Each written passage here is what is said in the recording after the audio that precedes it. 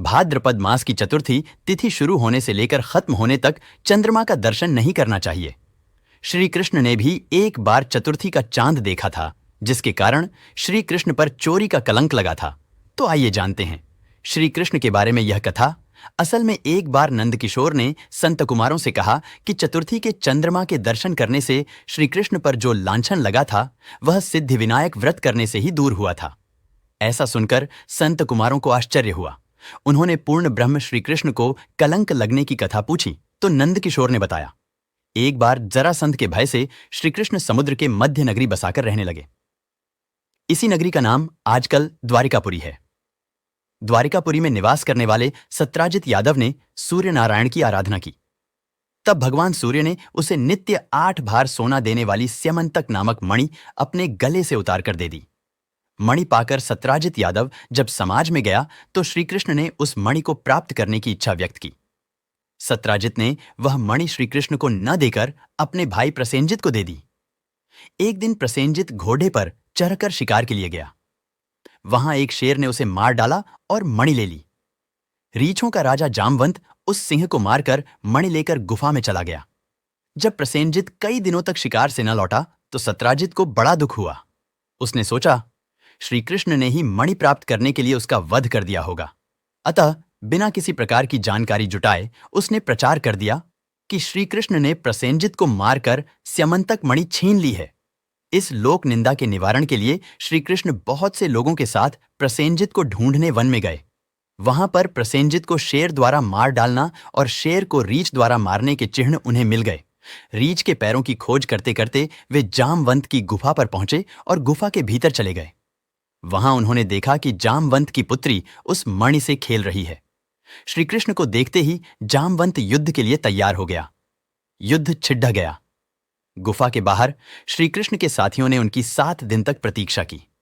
फिर वे लोग उनके वध को जानकर पश्चाताप करते हुए द्वारिकापुरी लौट गए। इधर 21 दिन तक लगातार युद्ध करने पर भी जामवंत श्री कृष्ण को पराजित न कर सका। तब उसने सोचा, कहीं यह वह अवतार तो नहीं जिसके लिए मुझे रामचंद्र जी का वरदान मिला था। यह पुष्टि होने पर उसने अपनी कन्या का विवाह श्री कृष्ण के साथ कर दिया और मणि दहेज में दे दी। श्री कृष्ण जब मणि लेकर वापस आए तो सत्राजित अपने किए पर बहुत लज्जित हुआ। इस लज्जा से मुक्त होने के लिए उसने भी अपनी पुत्री का विवाह श्री कृष्ण के साथ कर दिया। कुछ समय के बाद श्री कृष्ण किसी काम से इंद्रप्रस्थ चले गए। तब अक्रूर तथा ऋतुवर्मा की राय से शतधन्वा यादव ने सत्राजित को मारकर मणि अपने कब्जे में ले ली। सत्राजित की मौत का समाचार जब श्री कृष्ण को मिला तो वे तत्काल द्वारिका पहुंचे। वे शतधन्वा को मारकर मणि छीनने को तैयार हो गए। इस कार्य में सहायता के लिए बलराम भी तैयार थे। यह जानकर शतधन्वा ने मणि अक्रूर को दे दी और स्वयं भाग निकला। श्री कृष्ण ने उसका पीछा करके उसे मार तो डाला, पर मणि उन्हें नहीं मिल पाई। बलराम जी भी वहां पहुंचे। श्री कृष्ण ने उन्हें बताया कि मणि इसके पास नहीं है। बलराम जी को विश्वास न हुआ। वे अप्रसन्न होकर विदर्भ चले गए। श्री कृष्ण के द्वारिका लौटने पर लोगों ने उनका भारी अपमान किया। तत्काल यह समाचार फैल गया कि स्यमंतक मणि के लोभ में श्री कृष्ण ने अपने भाई को भी त्याग दिया। श्री कृष्ण इस अकारण प्राप्त अपमान के शोक में डूबे थे कि सहसा वहां नारद जी आ गए। उन्होंने श्री कृष्ण जी को बताया, आपने भाद्रपद शुक्ल चतुर्थी के चंद्रमा का दर्शन किया था, इसी कारण आपको इस तरह लांछित होना पड़ीडीढ़ा है। श्री कृष्ण ने पूछा, चौथ के चंद्रमा को ऐसा क्या हो गया है जिसके कारण उसके दर्शन मात्र से मनुष्य कलंकित होता है? तब नारद जी बोले, एक बार ब्रह्मा जी ने चतुर्थी के दिन गणेश जी का व्रत किया था। गणेश जी ने प्रकट होकर वर मांगने को कहा तो उन्होंने मांगा कि मुझे सृष्टि की रचना करने का मोह न हो। गणेश जी ज्यों ही तथास्तु कहकर चलने लगे, उनके विचित्र व्यक्तित्व को देखकर चंद्रमा ने उपहास किया।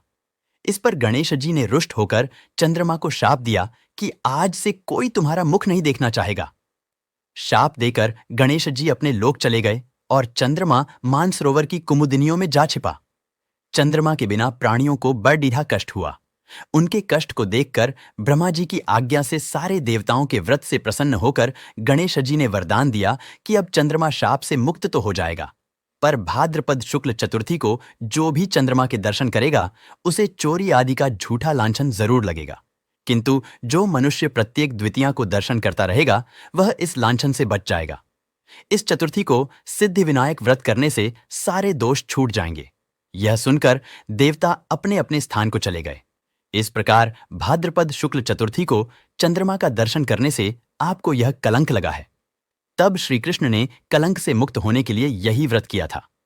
कुरुक्षेत्र के युद्ध में युधिष्ठिर ने भगवान श्री कृष्ण से पूछा, भगवन, मनुष्य की मनोकामना सिद्धि का कौन सा उपाय है? किस प्रकार मनुष्य धन, पुत्र, सौभाग्य तथा विजय प्राप्त कर सकता है? यह सुनकर श्री कृष्ण ने उत्तर दिया, यदि तुम पार्वती पुत्र श्री गणेश का विधिपूर्वक पूजन करो तो निश्चय ही तुम्हें सब कुछ प्राप्त हो जाएगा। तब श्री कृष्ण की आज्ञा से ही युधिष्ठिर जी ने गणेश चतुर्थी का व्रत करके महाभारत का युद्ध जीता था।